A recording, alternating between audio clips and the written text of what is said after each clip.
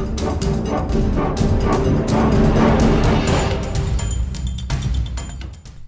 fellow Netrunners, I have more competitive insight for you today. I will be playing NEH once again, but unlike my previous video, this one is actually an interesting game, so stay tuned for it. Now, I'm playing not G's NEH this time, but regular Astrobiotics with a bit more ice.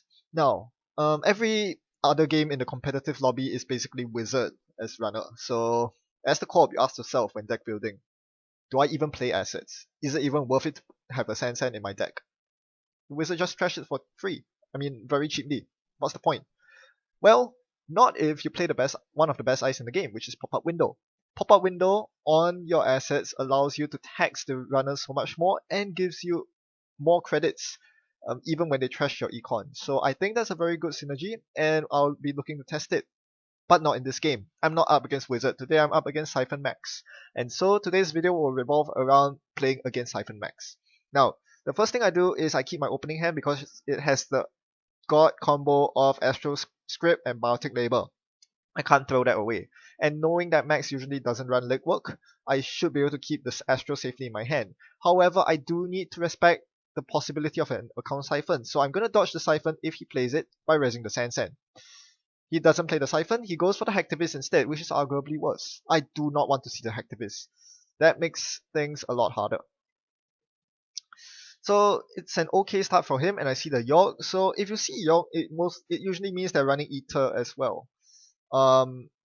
Yeah, or they're running the Regas Breaker Suite. You usually don't see York with Faust. Okay, yeah, because that is how you get through central Turing's. That's what York is for. So that's on turn 2, I clicked up to 8 credits so that on turn 3 I could score the Astro Script. And note that I rest the Sand after I install the Astro Script. I cannot afford to rest the Sand before and risk getting my Astro sniped by the Hacktivist. So the Hacktivist sniped off my CVS, which is an okay snipe. Now, of course, my opponent knows how to play against this. He has to trash the Sensitivity Grid and play another Hacktivist. So this is really, really annoying. I can't rest the pack campaign in server 1. Not without dropping any of my cards. So probably a good idea right here is to install the Jackson so that I can recycle any cards that get sniped by Hacktivists. And I'm going to install more assets here. Because my opponent is not Wizard, Max, she's not able to contest my remotes as well as Wizard can. So I should be able to get away with some asset spam here without needing too much ice. First, I'm forcing her to trash the Jackson. That costs her 3 extra credits. She's not very rich now until she gets a Siphon online, which probably won't happen against me because I'm going to maintain enough reservoir assets out there to ensure that I don't get Siphon. I mean, getting hit by a Siphon's okay, but allowing the runner to gain 10 credits off a Siphon, that's not okay. I don't run Crisium Grid here, so the best I can do is to ensure that I have enough reservoir assets and upgrades on the table. She controls my economy. Good for her. This is why you need pop-up windows early. If I had a pop-up window early, I probably would have used it here. I don't, so while she gets more credits with Liberator accounts, I'm forced to dig with Jackson Howard for more economy and card draw in the form of Daily Business Show. Glad I'm not agenda flooded right now. This is not a good time to be agenda flooded. I can't really afford to rest my HQ ice. I don't really want to anyway, because I want to keep the ice a surprise against his account Siphon. And the DDoS appears. He uses Deja Vu, she uses Deja Vu to install DDoS. So prepare for the Siphon.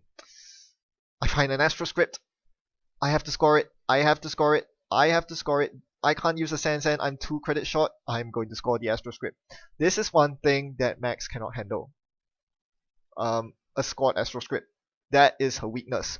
Once you have a scored Astro Script, you are in complete control because you can score from very few credits. So Siphon Denial is rather limited in power. Now my opponent here runs Archives, runs R&D, and attempts to run HQ. At this point, I realize that there's nothing I can do against the impending apocalypse. I'm gonna let her fire it off. But with a Jackson Howard on the table, I can do something before the Jackson is sent to the bin. Right now, I'm contemplating which 3 cards to shuffle back in my deck. I'm definitely reshuffling a Jackson Howard because they are very likely to run Keyhole. And oh no, I didn't reshuffle the Jackson Howard. Big mistake. Big mistake. It is possible that leaving it in there is a fine play because I can use archive memories to retrieve the Jackson Howard if need be. But I think I really should have shuffled it in that instance. That was probably a misplay. So another good thing to do against someone who you suspect is playing Apocalypse is to hold eyes in hand. Instead of installing all your eyes, hold them in hand so that, as you saw on my recovery turn, post-Apocalypse, I was able to get 1 ice each on HP or R&D, which defends against any potential siphons of keyholes on naked centrals. Then the next thing to do is to double ice the centrals. I'm fine with the first Apocalypse. It got my Sand, it got a daily business show. That's no big deal. Got a couple of ice, whatever. I didn't rest them anyway. But I'm not going to eat a second Apocalypse. That is not going to happen. Oh, my third Astro Script! It's the third Astro Script!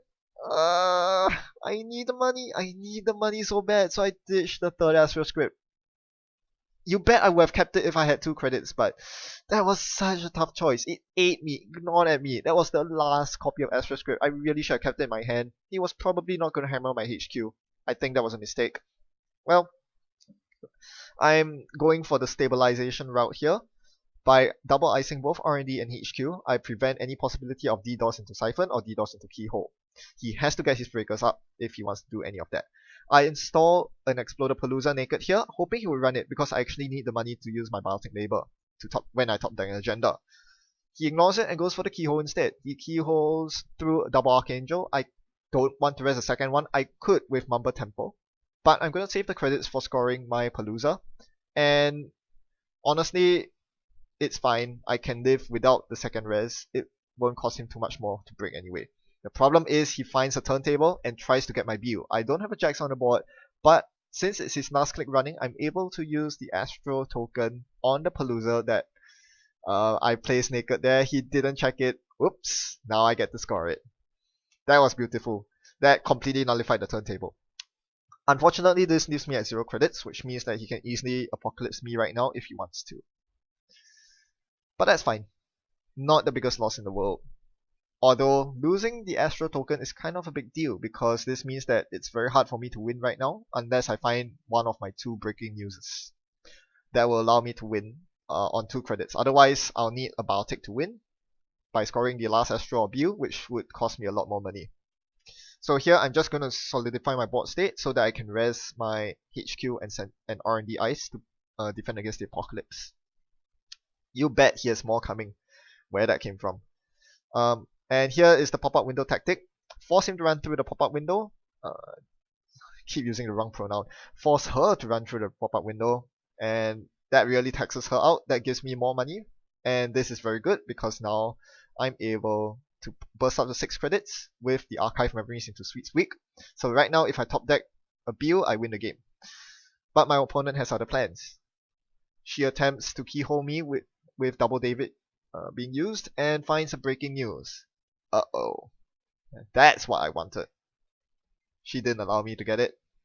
And she gets to steal it and use turntable, so now the game just got harder. I'm knocked down to 5 points from 6, which means that I cannot use the last copy of breaking news to win the game. I need a Bew, Astro, or Palooza. Palooza is very undesirable right now. I continue going horizontal. As I mentioned, this is a very good way to defend against anyone trying to siege your economy. With pop-up window in the pack campaign, you're getting money one way or another, whether they decide to trash it or not. But as I said, my opponent has other plans. She goes in for the Siphon. She's gonna get in no matter what. My goal here is to defend myself from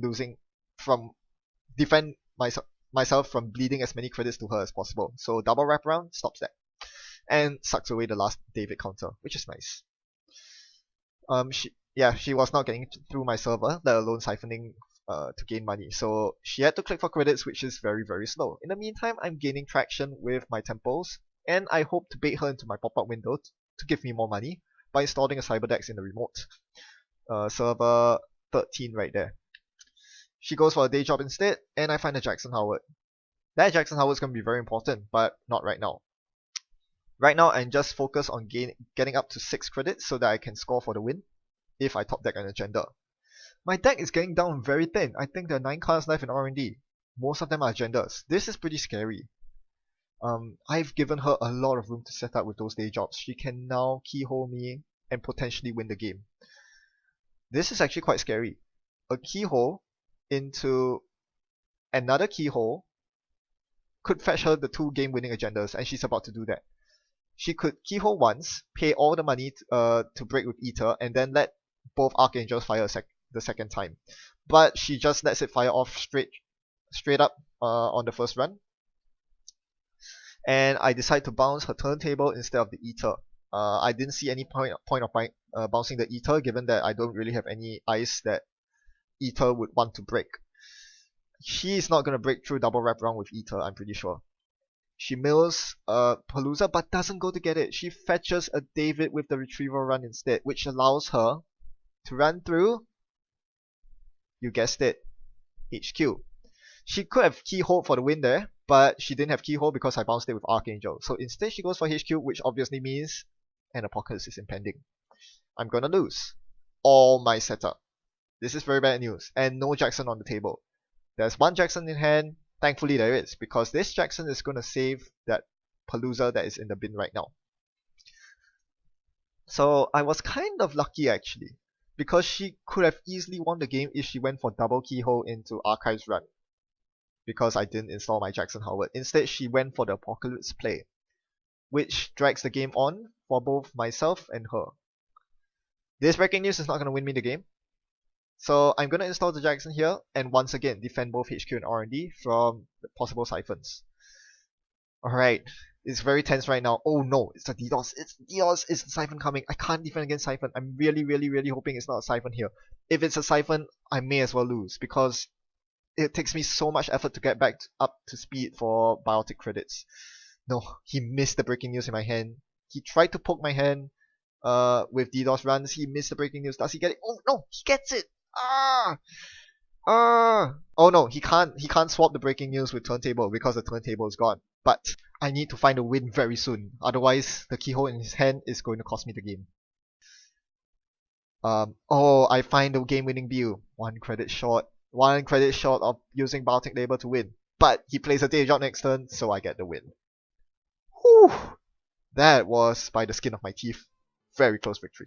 Even though some of you might argue that Apocalypse and Siphon are degenerate cards that when played in the same deck just lead to very oppressive games as well as DDoS, this was actually a very dynamic game, don't you agree? I certainly think so. There was a lot of gameplay maneuvers, on both sides. And watching the interaction between both players, there's actually interaction. It's really interesting. From the start, I allowed him to go for the first siphon. After that, I was constructing very solid centrals, placing ice in the right position, stacking my ice, making it such that forcing him to play his Davids because Ether just doesn't cut it. And my opponent responded very well. He crafted this beautiful Apocalypse turn where he just ran Hail Mary through my Archangels, letting all of them fire. Who would think that is even a possible play? Why would you let Archangel fire twice? That's crazy. But then he goes for the retrieval run on Archives, followed by which allows him to install the David to get through my HQ. That is so beautiful. Within the span of 4 clicks, he was able to set up his Apocalypse. And I had to respond to that. I had to go for the crazy Palooza play, which allowed me to get 6 points. So crucial. And with just enough credits to spare to score the last Biotic view. I think I should have lost that game. I just got very lucky with my opening hand with the early Astro, and him not having Siphon at the right time. But that was a very dynamic game, and I hope you really enjoyed it, because I certainly did. That is what Netrunner is about. Fun, dynamic, interesting interactions. Thanks for watching. Happy net running. Goodbye.